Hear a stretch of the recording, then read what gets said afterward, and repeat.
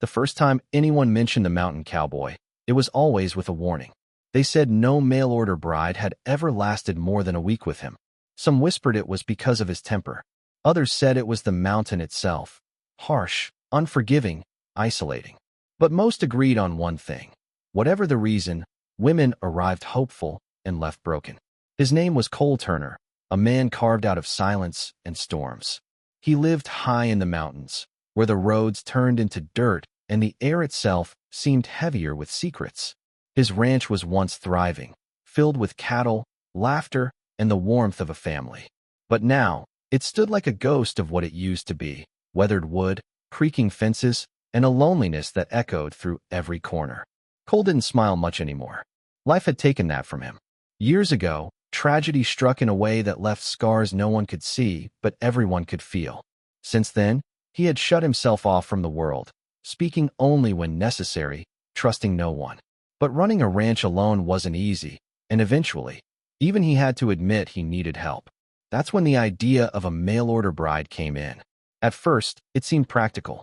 A woman who would help around the ranch, maybe bring some order to his chaotic life. But what he didn't expect was the reality of it. The first bride arrived full of excitement, dreaming of love and adventure. By the third day, she was packing her bags, tears streaming down her face as she begged to be taken back down the mountain. Then came the second. She lasted 4 days. The third didn't even make it to the end of the week. Each time, the pattern repeated. They would arrive hopeful, try to connect with Cole, and then slowly realize the truth. He wasn't cruel, not exactly. But he was distant, cold, and impossible to reach. He didn't open up. He didn't share. And worst of all, he didn't seem to care if they stayed or left. Word spread quickly. The mountain cowboy became a legend, one no woman dared to challenge. Until her. Her name was Clara Hayes, and from the moment she stepped off the wagon at the base of the mountain, people knew she was different. She didn't carry the same wide-eyed innocence as the others. Her gaze was steady, her posture firm. She had seen hardship before, and whatever waited for her up there, she wasn't afraid. The journey up the mountain was long and exhausting. The path twisted through dense forests and steep cliffs, each turn making it clear just how far removed Cole's ranch was from the rest of the world. But Clara didn't complain. She didn't ask to turn back. She simply kept going. When she finally arrived, Cole was standing outside, arms crossed, his expression unreadable. He looked her up and down, clearly expecting another disappointment. "You won't last," he said flatly.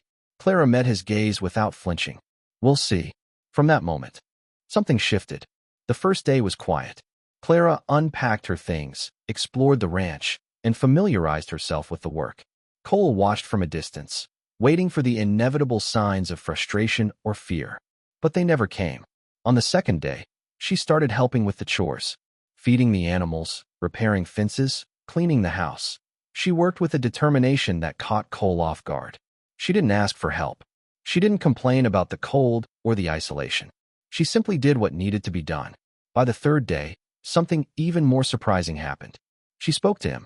Not just simple questions or polite conversation, but real, genuine attempts to understand him. She asked about the ranch, about his past, about what had happened to make this place feel so heavy. Cole shut her down immediately. "Don't," he said sharply. "Just do your job." For most women, that would have been enough to push them away. But not Clara. She nodded, as if she understood, and went back to work. Days turned into a week. A week turned into 2. And still, Clara didn't leave. The mountain didn't break her. The silence didn't scare her.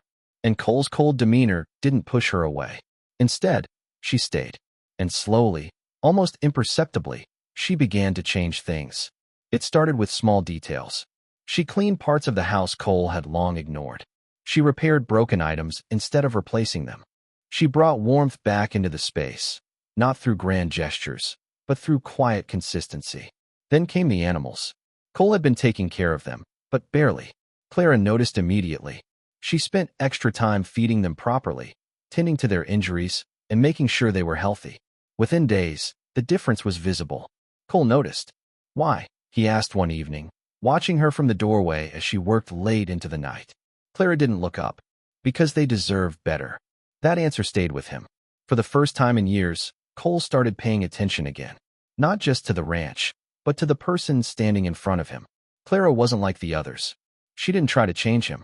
She didn't demand anything. She simply showed up, day after day, proving through her actions that she wasn't going anywhere. And that terrified him. Because deep down, Cole knew the truth. The reason no bride had ever lasted wasn't just the mountain. It wasn't the work or the isolation. It was him. He had built walls so high, so thick, that no one could get through. And every time someone tried, he pushed them away before they could see the man he had become. But Clara, she didn't push. She waited. The turning point came on a stormy night. The wind howled through the mountains, rattling the windows and shaking the walls. It was the kind of storm that reminded you just how small you were against nature. Cole had always handled storms alone. He would check the animals, secure the fences, and ride it out in silence. But that night, something went wrong. A section of the fence broke, and a group of cattle started to scatter. Without hesitation, Cole grabbed his coat and headed out into the storm. Clara followed. "Go back," he shouted over the wind. "No," she shouted back. "You can't do this alone." For a moment, they stood there, the storm raging around them, both too stubborn to back down. Then, without another word, they moved together. What followed was chaos. Rain poured down in sheets, the ground turned to mud, and the cattle panicked. But side by side, Cole and Clara worked. They ran, they struggled, they fought against the storm with everything they had. And somehow, they succeeded. By the time they returned to the ranch, soaked and exhausted, something had changed. They had faced the storm together. And for the first time, Cole didn't feel alone. Inside, as they warmed up by the fire, the silence between them felt different. It wasn't heavy or uncomfortable. It was calm. "Why did you stay?" Cole finally asked, his voice quieter than usual. Clara looked at him, really looked at him, as if she could see past all the walls he had built. "Because I know what it's like to feel like there's nothing left," she said softly. "And I also know that sometimes, all it takes is one person who refuses to walk away." Those words broke something inside him. For years, Cole had convinced himself he didn't need anyone, that he was better off alone. But in that moment, he realized how wrong he had been. He didn't need someone to fix him. He just needed someone who would stay. And Clara had done exactly that. From that night on, things began to change more openly. Cole started to talk more, share more, and slowly let Clara into the parts of his life he had kept hidden for so long. The ranch came back to life. The animals thrived. The house felt warm again. And the mountain, once a place of isolation, began to feel like home. But more importantly, Cole changed. He smiled again. Not often, not easily, but it was there. And Clara saw it. She had done what no one else could. Not by force, not by demand, but by simply refusing to give up. In a place where no mail-order bride could last a week, she stayed. And in doing so, she didn't just change the mountain cowboy's life. She gave him a reason to live again. If this story touched your heart, don't forget to like, share, and comment below. Your support helps stories like this reach more people around the world. And if you believe in the power of never giving up, make sure to subscribe to the channel for more unforgettable stories just like this. Because sometimes, the strongest love isn't the one that arrives perfectly. It's the one that stays, no matter how hard things get.